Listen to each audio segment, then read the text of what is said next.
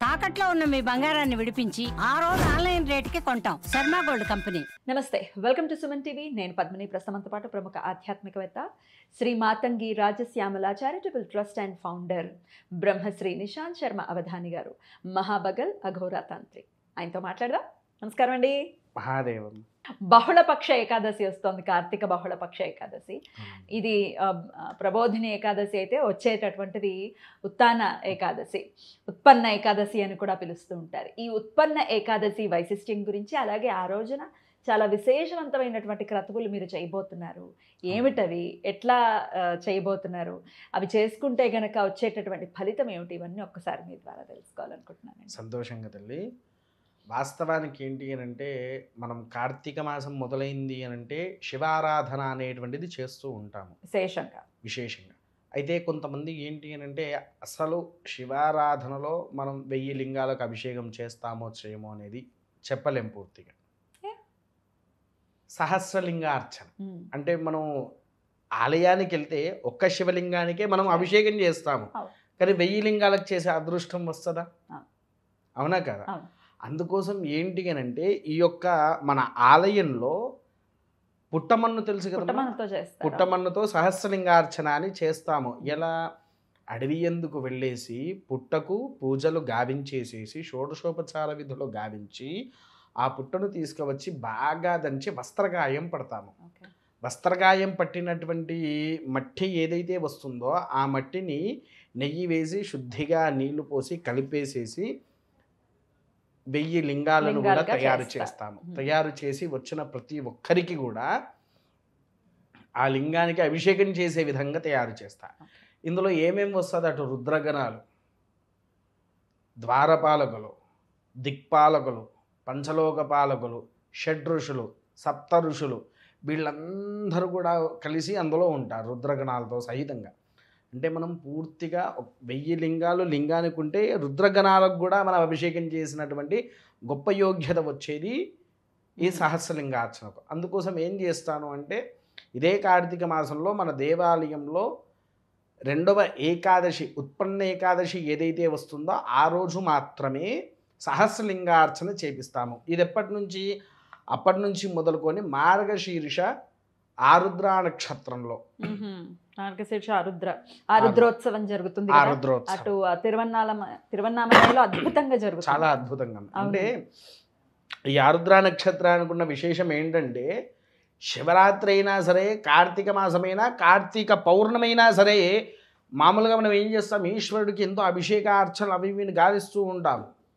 లింగోద్భవ కాలం వచ్చేంతవరకు శివరాత్రి రోజున ఎదురు చూస్తున్నాము.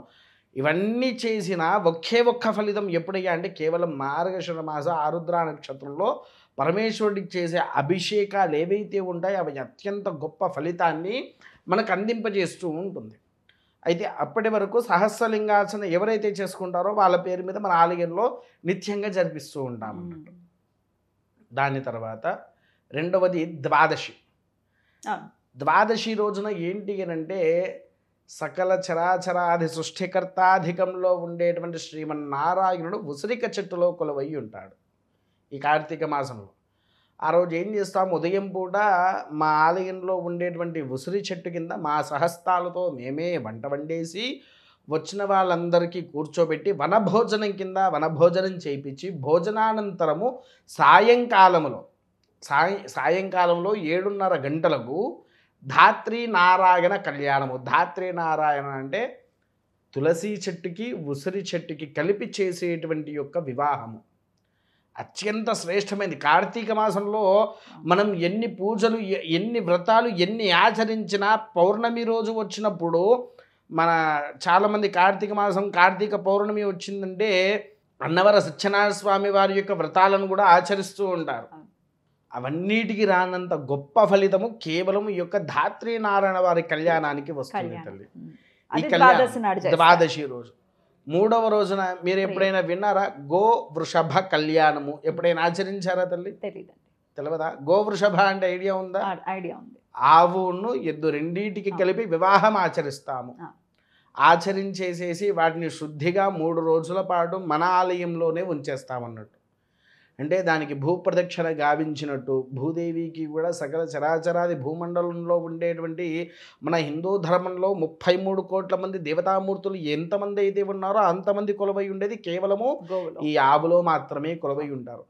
అందుకోసమే అందులో ఉండేటువంటి స్త్రీ పురుషాధికంలో ఉండే దేవతలు ఎవరైతే ఉన్నారో వాళ్ళందరినీ కలిపి ఆ గోవృషభాలలో చూసి కళ్యాణాన్ని ఆచరిస్తారు. ఈ కళ్యాణం కూడా ఎందుకు ఆచరిస్తారు అని అంటే పాడి పంటలు నిత్యంగా మన ఇంట్లో మనం తినేటువంటి భోజన సరుకులు ఏవైతే ఉంటుందో అవన్నీ నిత్యంగా మనకు పండించేవాడు ఎవడు తల్లి? రైతు. ఇవి రెండు రైతు వాళ్ళ దగ్గరనే ఎక్కువగా పోషిస్తూ ఉంటారు. వాటికి ఎప్పుడైతే ఈ వివాహాన్ని మనం ఆచరించినప్పుడు ఆ పాడి పంటలు ఉత్పత్తి అయ్యి మనకు సకల ఆరోగ్యాన్ని ఇచ్చి మన కడుపులు నింపేటువంటి దేవతామూర్తుల్లో గోవృషభలు కూడా ఉన్నారు. కాబట్టి గోవృషభ కళ్యాణం అనేది ఆచరిస్తూ ఉంటాం. అది త్రయోదశి నాడు జరుగుతుందండి. ఆ త్రయోదశి రోజు. చతుర్దశి ఏంటి అని అంటే మాస శివరాత్రి. మాస శివరాత్రి రోజున ఉదయాన్నే స్వామివారికి అభిషేకం చేసి మాధ్యాహ్న కాలంలో స్వామివారికి విశేషంగా అన్న పూజ అనేటువంటిది ఆచరిస్తాము. అంటే అన్నాభిషేకం, స్వామివారికి అన్నంతో పూర్తిగా తయారు చేసేసి లింగానికి మొత్తం మంచిగా అద్దేసేసి పెట్టేస్తామన్నట్టు. అది అయిపోయిన తర్వాత మళ్ళీ సాయంకాలంలో శివపార్వతుల కళ్యాణం చేపిస్తాము. చతుర్దశి నాడు శివపార్వతుల కళ్యాణం ఆచరిస్తూ ఉంటాం. అది అయిపోయిన తర్వాత కార్తీక అమావాస్య అత్యంత విశేషంగా ఉండేది. అప్పుడు ఏం చేస్తామంటే సుమారు 54 ద్రవ్యాలతో అటు ఈశ్వరుడికి అమ్మవారికి ఇద్దరికి కలిపి ఏకకాలంలో అభిషేకము. మళ్ళీ త్రయోదశిన సాయంకాలంలో ధాత్రీనారాయణ కళ్యాణం వృషభ కళ్యాణం చేసే ముందు ఏకకాల శివుడికి నందికి ఏకకాల అభిషేకం ఉంటుంది తల్లి. మళ్ళీ అది కూడా అమావాస్య రోజు కూడా స్వామివారికి అమ్మవారికి ఏకకాలాభిషేకం చేసేసి అలంకరణ చేసేసుకుంటాము. ఈలోపు అమావాస్యలో కాలభైరవ రాజశ్యామల సహిత చండీయాగం అనేది చేస్తుంటాము. ఇది ప్రతి అమావాస్యకు ఆచరించేది. కాకపోతే కార్తీక అమావాస్యలో కాలభైరవుని ఖచ్చితంగా పూజించాలి. కార్తీక అమావాస్యకు ఇది వాస్తవానికి చాలామందికి తెలియదు తల్లి. నేనైతే మా ఊర్లో ఎంతోమందికి చేపిస్తూనే ఉంటాను ఇప్పటికీ కూడా. కార్తీక అమావాస్య రోజున కాలభైరవారాధన చేసిన వాడికి అసలు ఎటువంటి అరిష్టం లేకుండా ఇంటిని సంరక్షించేవాడు కాలభైరవుడు. ఎందుకంటే గ్రామ పాలకుల్లో గ్రామ రక్షకుల్లో ఆయన్ని.